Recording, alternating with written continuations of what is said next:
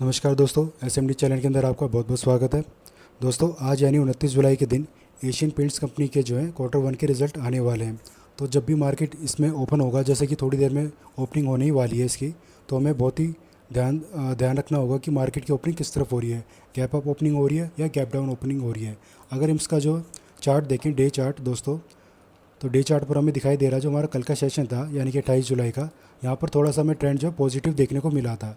अगर ये trend continue रहता है ओपनिंग के टाइम पर ही दोस्तों, और रिज़ल्ट भी इसके अच्छे आ जाते हैं, तो ऐसे में हम क्या करके चल सकते हैं इसके बारे में हम बात करेंगे। लेकिन दोस्तों, उससे पहले मैं कुछ एक चीज़ों को आपके सामने लाना चाहता हूँ। जैसे कि मार्केट कैप मैं बताना चाहता हूँ आपको, इसका 2,24,000 करोड़ का मार्केट कैप है। और प्रॉफिट की अगर हम बात करें क्वार्टर वाइज, मार्च का जो क्वार्टर का रिजल्ट था उसमें 701 करोड़ का प्रॉफिट हुआ था। लेकिन कंपेयर करें दिसंबर के क्वार्टर रिजल्ट से, वहाँ पर जो है मुनाफा कमी हमें देखने को मिला था। और इस बार उम्मीद लगाई जा रही है कि मार्च का जो प्रॉफिट हुआ था उससे थोड़ा सा ज़्यादा ही प्रॉफिट इस बार हमें देखने को मिल सकता है। लेकिन फिर भी थोड़ा बहुत ऊपर नीचे रिजल्ट हो गया तो दोस्तों उसका डेफिनेटली इम्पैक्ट तो हमें स्टॉक के अंदर देखने को मिलेगा ही मिलेगा। और बात करें प्रोमोटर्स की होल्डिंग की, तो 52% की होल्डिंग अभी भी प्रोमोटर्स की बनी हुई है। और डिविडेंड हिस्ट्री अगर हम देखें दोस्तों, तो साल में 2-2 3-3 बार जो है ये इंटरम तो कभी कभार फाइनल डिविडेंड ऐसा देते ही रहता है। 2025 में अब तक जो है दोस्तों फाइनल डिविडेंड दिया गया था इनकी तरफ से, जो कि जून में दिया गया था। और 26 जुलाई यानी कि अभी 2-3 दिन पहले ही ये पैसा आपके जो शेयर होल्डर्स हैं उनके बैंक अकाउंट में आ भी चुका है। अब दोस्तों, क्या जो क्वार्टर 1 का जो रिज़ल्ट आ रहा है, क्या इसके अंदर हमें इंटरम डिविडेंड मिल सकता है? अगर रिज़ल्ट बहुत ही ज़्यादा शानदार आया तो पूरे चांसेस है कि इंटरम डिविडेंड की भी अनाउंसमेंट इसी क्वार्टर के रिज़ल्ट में हो जाए। नहीं तो फिर जो सेकंड क्वार्टर का रिज़ल्ट आएगा उसमें हमें इंटरम डिविडेंड की जो है अनाउंसमेंट होते हुए देखने को मिल सकती है। तो डिविडेंड के मामले में ये कंपनी बहुत ही बढ़िया है दोस्तों। ये तो उसकी मोटी मोटी बात होगी दोस्तों। अब हम दोबारा जरा इसके डे चार्ट पर चलते हैं। डे चार्ट पर अगर हम देखें दोस्तों, सबसे पहले हमारा सप्लाई जोन कहाँ पर है, यानी कि रेजिस्टेंस 2495 और 2707, ये हमारा सप्लाई जोन है। और हमारा डिमांड जोन कहाँ पर है, 1880 से लेकर 2117।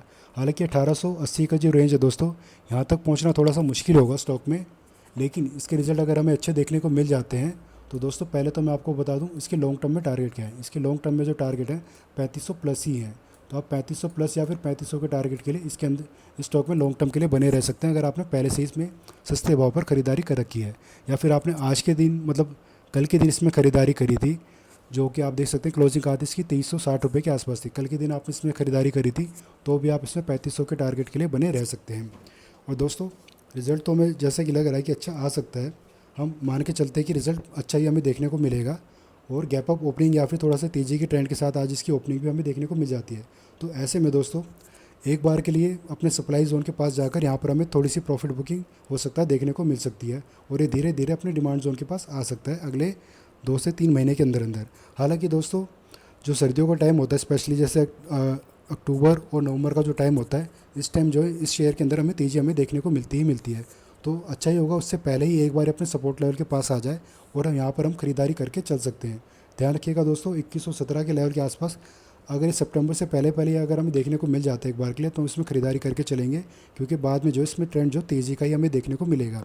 और ये ट्रेंड दोस्तों कंटिन्यू रह सकता है मार्च अप्रैल के महीने तक। बीच बीच में थोड़े छोटे मोटे झटके इसके अंदर देखने को मिल सकते हैं।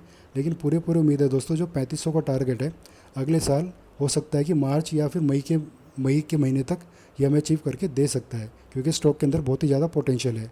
लेकिन फिर भी हम इसके अंदर कम से कम 1.5 से 2 साल का नज़रिया रखकर ही अपने पैसे को इन्वेस्ट करेंगे और 3500 के टारगेट के लिए बने रहेंगे।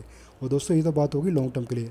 अगर शॉर्ट टर्म के लिए किसी ने इन्वेस्टमेंट कर दी है, यानी कल के दिन इसमें खरीदारी कर ली है, तो जो हमारा पहला रेजिस्टेंस लेवल है 2495 या फिर 2500, इस रेंज पर आकर आप अपनी प्रॉफिट बुकिंग करके इस स्टॉक से एग्जिट कर सकते हैं। तो दोस्तों, मुझे उम्मीद है शॉर्ट टर्म लॉन्ग टर्म के लिए जो मैंने टारगेट्स आपको सजेस्ट किए हैं और ख़रीदारी के लिए जो स्ट्रैटेजी बताइए आपको किस लेवल पर हमें खरीदारी करनी चाहिए, या आपको अगर पसंद आई हो और यूज़फुल लगी हो तो वीडियो को लाइक करना और चैनल को सब्सक्राइब करना। धन्यवाद।